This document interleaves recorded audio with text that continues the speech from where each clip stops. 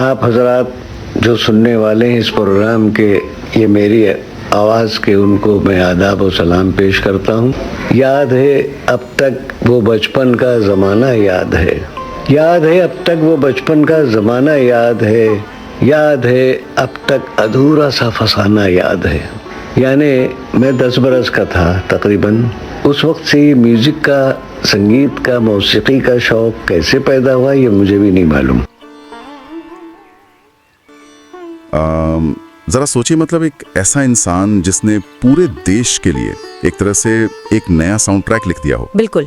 जिसके बनाए संगीत ने कई पीढ़ियों को प्यार करना सिखाया, रोना सिखाया, जो अपनी कला से रातों रात बहुत बड़ा नाम बन गया। एक दौर ऐसा था जब उन्हें संगीत का खुदा माना जाता था। लेकिन लेकिन कहानी की शुरुआत कुछ और ही है। जी, कहानी शुरू होती है एक बहुत ही अजीब विरोधाभास से। एक ऐसा घर जहां उनका अपना पिता उन्हें घर से निकाल देता है, और वजह महज इतनी कि उस लड़के को संगीत से प्यार था। बिल्कुल, और वो भी एक ऐसे रूढ़िवादी माहौल में जहां एक सुर गुनगुनाना भी मतलब एक गुनाह की तरह देखा जाता था। हाँ, तो वहां से निकलकर मुगले आजम, बैजू बावरा और मदर इंडिया जैसे महान संगीत को रचने का जो सफर है ना, वो कोई इत्तेफाक नहीं हो सकता।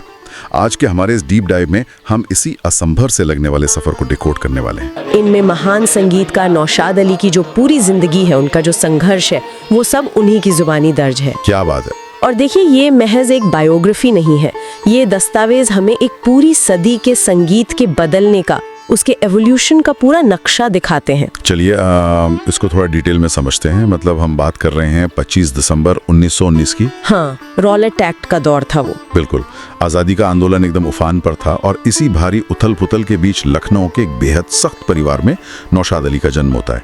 उनके जो पिता थे वाहिद अली, वो स्थानीय अदालत में मुंशी थे। जी, और घर का माहौल इतना कड़क था कि संगीत को बस समय की बर्बादी ही नहीं, बल्कि मतलब शरीफों के दायरे से बाहर की चीज माना जाता था। हाँ, वो कहते थे ना कि ये तो गाने बजाने वालों का काम है। बिल्कुल वही सोच थी।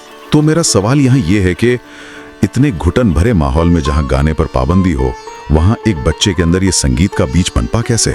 देखिए, मनोविज्ञान के हिसाब से ये बहुत दिलचस्प है। मतलब जब किसी चीज पर बहुत सख्त पाबंदी होती है ना, तो दिमाग अक्सर उसी तरफ भागता है। हाँ, ये तो है, जो मना करो वही करना है। सही कहा। और नौशाद साहब के मामले में ये आकर्षण शुरू हुआ बाराबंकी में देवा शरीफ की दरगाह से। अच्छा, वहाँ कैसे? जब उनका परिवार वहाँ जाता था तो उस 10 साल के बच्चे के लिए वो सिर्फ कोई धार्मिक यात्रा नहीं थी। दरगाह के बाहर मेले लगते थे, और वहाँ एक फुटपाथ पर एक बांसुरी बेचने वाला बैठता था। नोट्स में साफ लिखा है कि नौशाद साहब उस बांसुरी वाले की धुन में घंटों खोए रहते थे। हाँ। उन्हें तब पता नहीं था कि राग क्या है, सुर क्या है, बस वो आवाज उनको खींचती थी। बिल्कुल, वो मानो हिप्नोटाइज हो जाते थे। और साथ ही वहाँ एक फकीर थे, बाबा नसीर। उनकी गजलें वो उन पर बहुत गहरा असर डाल रही थी। यहाँ मैं थोड़ा रुकना चाहूंगा।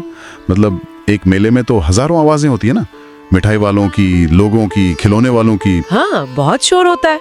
तो एक 10 साल का बच्चा उस पूरे शोर में से सिर्फ एक बांसुरी की धुन को कैसे अलग कर लेता है?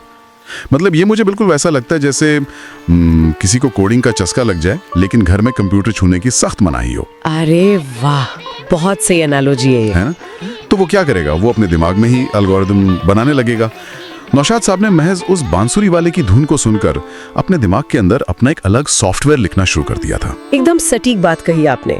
और अगर हम इसको एक बड़े दायरे में देखें तो नौशाद साहब को खुद उस वक्त अंदाजा नहीं था कि यूपी के इन मेलों का, दरगाहों का ये अनुभव आगे चलकर उनके संगीत का बेस कोड बनेगा। मतलब बुनियाद वही बन रही थी। बिल्कुल, जब आप बचपन में बिना किसी फॉर्मल ट्रेनिंग के सीधा लोक संगीत सुनते हैं, मिट्टी की आवाज सुनते हैं, तो वो आपके अवचेतन में बैठ जाता है। वो बांसुरी वाला उन्हें कोई क्लासिकल ग्रामर नहीं सिखा रहा था। हाँ, वो तो बस अपनी धुन बजा रहा था। जी, वो उन्हें श्रुति और भाव सिखा रहा था अनजाने में।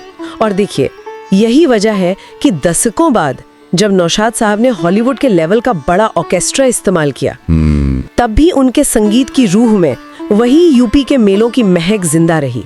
लेकिन वो जुनून सिर्फ धुनें सुनने तक तो रुका नहीं। उस जुनून ने आगे चलकर एक बहुत ही विद्रोही शक्ल ले ली। हाँ, बगावत तो होनी ही थी। हमारे दस्तावेजों में एक वाकया है जो मतलब किसी फिल्म के सीन से कम नहीं है। लखनऊ के लाटूस रोड पर हाँ। उस्ताद अहमद अली की एक म्यूजिकल इंस्ट्रूमेंट्स की दुकान थी। जी हाँ। वहाँ पियानो, हारमोनियम, सितार सब बिकते थे। अब घर में तो साज छूना बिल्कुल मना था, तो नौशाद साहब क्या करते, वो रोज उस दुकान के बाहर जाकर खड़े हो जाते। और जब दुकान के मालिक ने देखा कि ये बच्चा रोज आ रहा है, तो उसने पूछ लिया कि भाई तुम यहाँ क्या करते हो। और तब नौशाद ने जो शर्त रखी वो उनके दीवानेपन की हद दिखाती है। बिल्कुल, उन्होंने कहा कि अगर आप मुझे बस इन साजों को छूने दें, इन पर उंगलियां फेरने दें, तो मैं आपके दुकान में सुबह मुफ्त में झाड़ू लगा दिया करूंगा। मतलब सिर्फ साज को छूने के लिए झाड़ू लगाना? जी, पूरी सफाई कर दूंगा। और ये कोई एक दिन की बात नहीं थी। वो सुबह जल्दी जाते, दुकान खोलते, सफाई करते, और ये सब सिर्फ इसलिए ताकि उस्ताद के आने से पहले पियानो और हारमोनियम पर आधा एक घंटा प्रैक्टिस कर सकें। मतलब कला सीखने के लिए वो कोई भी कीमत चुकाने को तैयार थे। और देखिए, ये प्रैक्टिस सिर्फ वो सारेगामा रटने की नहीं थी, वो एक ऐसी ट्रेनिंग ले रहे थे जिसका शायद उन्हें भी अंदाजा नहीं था। यहीं पर कहानी एक ऐसे मोड़ पर आती है जो मुझे पर्सनली बहुत फैसिनेट करती है। अब साइलेंट फिल्मों वाले दौर की बात कर रहे हैं ना? बिल्कुल। उसी दौरान लखनऊ के रॉयल थिएटर में मूक फिल्मों यानी साइलेंट मूवीज का दौर चल रहा था। नौशाद साहब चुप चुप कर वहां जाने लगे। जी, नोट्स बताते हैं कि उस्ताद लड्डन साहब नाम के एक साजिंदे वहां पर्दे के पास बैठकर हारमोनियम बजाते थे। हाँ। और दृश्यों के हिसाब से धुनें बदलते थे। लेकिन मेरा सवाल ये है कि ये साइलेंट फिल्मों में संगीत काम कैसे करता था? मतलब आज तो हमारे पास क्लिक ट्रैक्स हैं, टाइम कोड्स हैं, सॉफ्टवेयर्स हैं। बिल्कुल। आज तो सब डिजिटल है। उस जमाने में एक हारमोनियम बजाने वाला इंसान पर्दे पर चल रहे इमोशंस को कैसे स्कोर करता था? देखिए, ये बहुत ही अहम सवाल है, क्योंकि यही वो जगह थी जो नौशाद साहब के लिए म्यूजिक डायरेक्शन की असल यूनिवर्सिटी बनी। अच्छा। हाँ, साइलेंट फिल्मों के दौर में पर्दे पर कोई डायलॉग तो था नहीं, सिर्फ एक्टर्स के चेहरे के भाव थे और बीच बीच में टाइटल कार्ड्स आते थे। हाँ, वो टेक्स्ट लिखा हुआ था। बिल्कुल। तो उस्ताद लड्डन साहब हारमोनियम पर और उनके साथी तबले पर बैठकर एक तरह से लाइव इमोशनल स्कोरिंग करते थे। मतलब लाइव फोली की तरह? एकदम वही। वो स्क्रीन देखते रहते थे। अगर पर्दे पर हीरो हीरोइन मिल रहे हैं तो धुन अचानक से बहुत रोमांटिक और मीठी हो जाती। अगर अचानक से विलन खंजर निकाल रहा है तो हारमोनियम का सुर एकदम से डरावना और तेज हो जाता, और ये सब रियल टाइम में होता था। तो मतलब एक तरह से वो लाइव ऑडियंस के सामने बिना किसी रीटेक के बैकग्राउंड स्कोर कंपोज कर रहे थे। बिल्कुल, बिना रुके। और नौशाद साहब वहां छुपकर यही ऑब्जर्व करते थे कि दृश्य और ध्वनि का ये कनेक्शन काम कैसे करता है। किसे एक सुर से दर्शक रोने लगते हैं जी, और किस ताल पर ऑडियंस हंसने लगती है। वो उन धुनों को अपने दिमाग में रिकॉर्ड करके लाते, और अगले दिन उसी दुकान में झाड़ू लगाने के बाद हारमोनियम पर उसी फीलिंग को बजाने की कोशिश करते। बिल्कुल। उन भावनाओं को सुरों में पिरोने की प्रैक्टिस करते थे। और फिर एक दिन वो प्रैक्टिस करते हुए रंगे हाथों पकड़े गए। हाँ, वो दिन तो बहुत भारी रहा होगा उनके लिए। बिल्कुल। उस्ताद लड्डन खुद उस दुकान में आ गए। अब जाहिर है नौशाद साहब की तो जान निकल गई होगी कि भाई अब चोरी पकड़ी गई, अब तो मार पड़ेगी। लेकिन उस्ताद लड्डन ने जो किया वो कमाल था। उन्होंने सजा देने के बजाय उस बच्ची की लगन को देखा और गुस्सा करने के बजाय अपना हारमोनियम ही नौशाद को तोहफे में दे दिया। मतलब ये तो एक तरह से पासिंग ऑफ द बैटन हो गया। एकदम सही कहा। लेकिन देखिए, हर कहानी की तरह यहाँ भी एक बहुत बड़ा क्लैश होना तय था। वो घर वाला मामला। जी, नौशाद साहब की ये जो क्रिएटिव जर्नी थी वो उनके घर के सख्त नियमों से सीधे टकरा रही थी। इसी बीच Naushad Indian star theatre company के साथ जुड़ गए। हाँ, मैंने पढ़ा है उन्होंने कई राज्यों का दौरा किया था इसके साथ। बिल्कुल। पंजाब, राजस्थान, गुजरात, सौराष्ट्र, ये टूर उनके लिए एक फील्ड रिसर्च की तरह था। वहाँ उन्होंने अलग अलग राज्यों के लोक संगीत की लय को, ताल को बहुत गहराई से समझा। लेकिन जब वो इस दौरे से वापस लखनऊ आए तो विंडसर क्लब के एक नाटक में हारमोनियम बजाते हुए पकड़े गए। जान पहचान वालों ने देख लिया। हाँ, और बात सीधे घर तक पहुँच गई। और तब उनके पिता वाहिद अली ने उन्हें वो फेमस अल्टीमेटम दिया, संगीत और घर में से किसी एक को चुन लो। बहुत ही कड़ा फैसला था वो। देखिए, इस वाकये को सुनकर अक्सर हमें लगता है कि पिता कितने निर्दयी थे। मतलब उन्होंने कला का गला घोटने की कोशिश की। लेकिन अगर हम थोड़ा रुक कर सोचें, क्या हम 1937 के उस दौर में एक पिता के नजरिए को पूरी तरह से गलत ठहरा सकते हैं? बिल्कुल नहीं। उस वक्त संगीत कोई ग्लैमरस करियर तो था नहीं। आपने बिल्कुल सही नब्ज पकड़ी है यहाँ। हमें उस दौर की सामाजिक और आर्थिक सच्चाई को समझना होगा।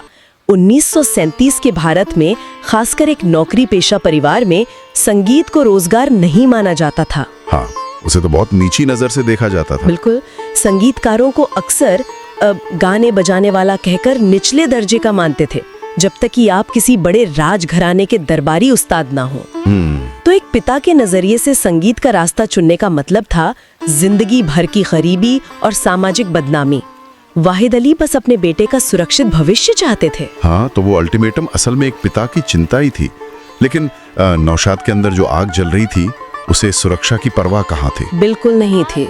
उन्होंने अपना शहर, अपना गांव हमेशा के लिए छोड़ दिया। 1937 में उनके दोस्तों अब्दुल मजीद और डॉक्टर अब्दुल अलीम ने उनकी मदद की, टिकट के पैसे जुटाए और वो मुंबई आ गए, जो उस वक्त बम्बई हुआ करता था। जी, बम्बई। आज के ज़माने में जब कोई कहता है कि मैं अपना पैशन फॉलो कर रहा हूँ, तो ये बड़ा फैंसी और कूल लगता है। हाँ, आज तो ये ट्रेंड है। लेकिन 1937 में बिना किसी बैकअप प्लान के, जेब में बिना एक पैसे के, मुंबई के दादर में ब्रॉडवे थिएटर के सामने फुटपाथ पर रातें गुजारना, ये हिम्मत नहीं, मैं कहूँगा कि ये पागलपन के लेवल का जुनून था। बिल्कुल। और ये जो संघर्ष था ना, ये सिर्फ इस बात का नहीं था कि सोने को छत नहीं है या खाने को रोटी नहीं है। हाँ। ये एक बहुत गहरा रचनात्मक संघर्ष भी था। उन फुटपाथों पर सोते हुए भी, मुंबई की सड़कों पर भूखे पेट भटकते हुए भी, उनका दिमाग बस संगीत की साइंस डिकोड कर रहा था। मतलब दिमाग का वो सॉफ्टवेयर लगातार चल रहा था। एकदम। और इसी दौरान उन्हें उस्ताद झंडे खां का साथ मिला। उनसे उन्होंने फिल्म संगीत की टेक्निकलिटी सीखी और सबसे बड़ी बात, वो न्यू थिएटर के उस्ताद मुश्ताक हुसैन के ऑर्केस्ट्रा में पियानो बजाने लगे। अच्छा, तो ऑर्केस्ट्रा का अनुभव यहीं से आया? जी, यहीं से उन्होंने ऑर्केस्ट्रेशन का असली विज्ञान सीखा कि कैसे 10 अलग अलग साज जब एक साथ बजते हैं तो वो शोर ना बनकर एक सिम्फनी कैसे बन जाते हैं। कमाल है।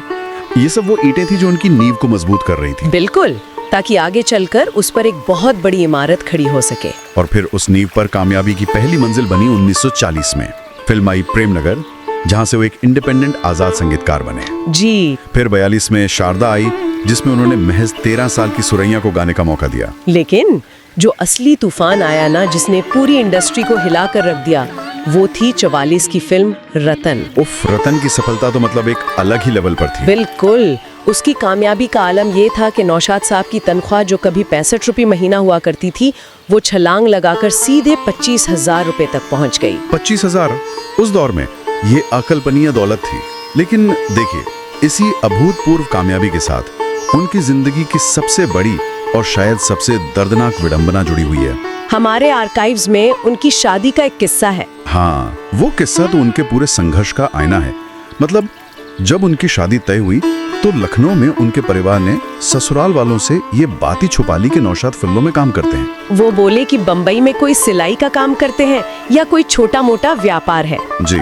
और जब निकाह का दिन आया तो बारात में बाहर लाउडस्पीकर पर एक गाना बहुत जोर शोर से बज रहा था। हाँ, अखियां मिला के जिया भरमा के चले। बिल्कुल, ये उसी रतन फिल्म का गाना था जिसने पूरे देश में तहलका मचाया हुआ था। और यहाँ देखिए हालात का मजाक।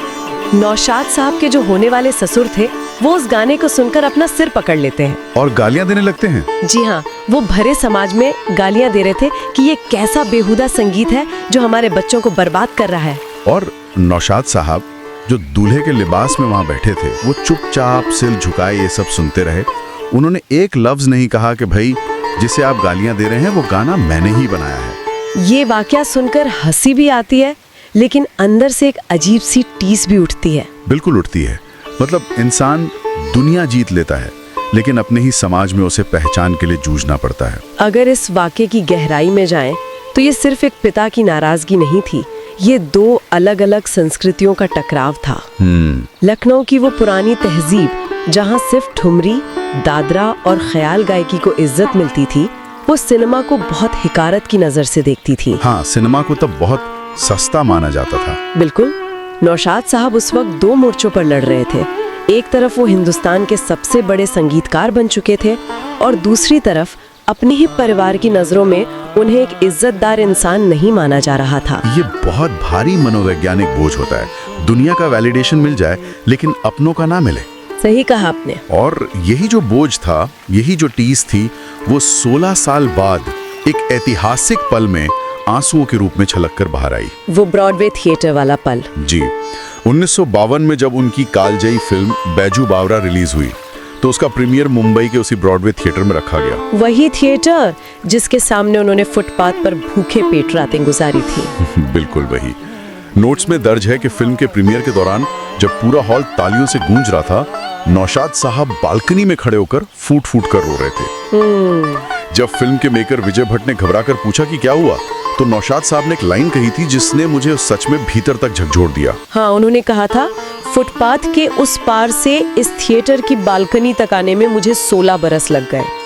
इस एक वाक्य में जो गहराई है ना, उसे महसूस कीजिए। बिल्कुल। वो 16 साल का सफर महज एक सड़क पार करने की दूरी नहीं थी। बिल्कुल नहीं। वो सफर था सर्वाइवर गिल्ट का, अपने परिवार की नजरों में गिरे होने के एहसास से लेकर एक पूरे देश का हीरो बनने तक का सफर। तो वो आंसू सिर्फ खुशी के नहीं थे? जी नहीं, वो आंसू उन रातों के थे जो उन्होंने उस फुटपाथ पर ठंड और भूख में काटी थी। यहाँ एक बड़ा सवाल पैदा होता है कि क्या गहरे व्यक्तिगत दर्द और सामाजिक अस्वीकृति के बिना इतनी महान कला जन्म ले सकती है? शायद नहीं। बैजू बावरा कोई आम फिल्म नहीं थी। ये वो मास्टरपीस था जिसने उस दौर के बड़े बड़े शास्त्रीय संगीत के मठाधीशों को भी फिल्म संगीत के आगे झुकने पर मजबूर कर दिया। बिल्कुल। और यहीं पर हमें नौशाद साहब के संगीत के उस असल विज्ञान को, उस मैकेनिज्म को समझना होगा कि आखिर ये जादू उन्होंने किया कैसे। हमने उन्हें एक म्यूजिकल ब्रिज कहा था शुरू में। जी, एक पुल की तरह। हाँ, लेकिन ये पुल बना कैसे? मतलब एक तरफ वो शास्त्रीय संगीत के उन दिग्गजों को जैसे पंडित डीवी पलुस्कर और उस्ताद आमिर खान साहब को बैजू बावरा में गाने के लिए राजी कर लेते हैं, जो फिल्मों से सख्त नफरत करते थे। हाँ, ये अपने आप में एक मिसाल है। और दूसरी तरफ साथी और दास्तान जैसी फिल्मों में वो हॉलीवुड के स्टाइल वाले 100 पीस वेस्टर्न ऑर्केस्ट्रा का इस्तेमाल करते हैं। लेकिन यहाँ मुझे एक चीज परेशान करती है। क्या? अगर आप एक ठेठ भारतीय राग में वेस्टर्न वायलिन और चेलो घुसा देंगे तो क्या वो एक अजीब सा खिचड़ी फ्यूजन नहीं बन जाएगा? वो इतना नेचुरल कैसे लगता था सुनने में? यही नौशाद साहब की सबसे बड़ी जीनियस थी। देखिए, पश्चिमी संगीत मुख्य रूप से हारमोनी या कॉर्ड्स पर चलता है, जहाँ अलग अलग इंस्ट्रूमेंट्स अलग अलग नोट्स बजाकर एक साउंडस्केप बनाते हैं। लेकिन हमारा भारतीय शास्त्रीय संगीत पूरी तरह से मेलोडी और श्रुति पर टिका है, यानी सूक्ष्म सुरों पर। बिल्कुल। अब नौशाद साहब ने जो किया वो एकदम क्रांतिकारी था। उन्होंने वेस्टर्न ऑर्केस्ट्रा के बड़े बड़े साज लिए, लेकिन उन्हें वेस्टर्न स्टाइल में कॉर्ड्स बजाने के बजाय भारतीय रागों के यूनिसन में, मतलब सब एक ही सुर बजा रहे थे। हाँ, यानी 50 वायलिन एक साथ एक ही भारतीय सुर की बारीक श्रुति को पकड़ते थे। इससे होता ये था कि आवाज की जो भव्यता है, जो स्केल है, वो हॉलीवुड जैसी विशाल हो जाती थी, लेकिन उसकी रूह पूरी तरह से देसी रहती थी। एकदम सही। क्या बात है, मतलब उन्होंने वेस्टर्न साजों को भारतीय भाषा बोलना सिखा दिया था। बिल्कुल यही किया उन्होंने। और सिर्फ साजों के साथ ही नहीं, उन्होंने आवाजों के साथ भी बहुत नए प्रयोग किए।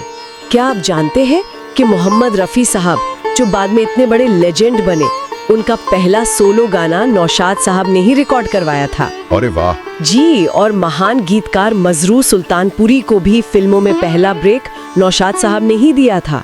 और जब मैं आपके ये नोट्स पढ़ रहा था तो एक नाम देखकर मैं सच में शौक गया, उमा देवी। हाँ, टुनटुन जी।